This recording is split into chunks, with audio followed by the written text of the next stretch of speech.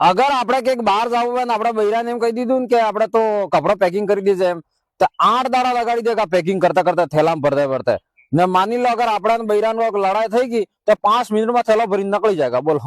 એને તો લઈ જા હાથે હાથે બીકાદ બીજુડી આપણે બી લઈને જતી રહે આ પહેરે હું એમ કરી બોલો. આટલી ફાસ્ટ કામ કરી નાખે. અગર એને ભાઈ કે એને બેન કોને પામણા આવે તો કે હા મહેમાન આવી રહી છે, પામણા આવી રહી છે, એકદમ સ્માઈલ આલેગા. અગર આપણી કે બેન કે આપણો ભાઈ કે આપણો કોઈ સંબંધી પામણો આવે તો કે પામણા બી વગર ટાઈમ ને આવીને મારતા પેટમાં દુખે ને અડધું માથું દુખે ને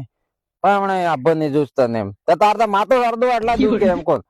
જેવી જેવી બૈરી એમ કરતી હોય બૈરજન મારે એમ કેવું હોય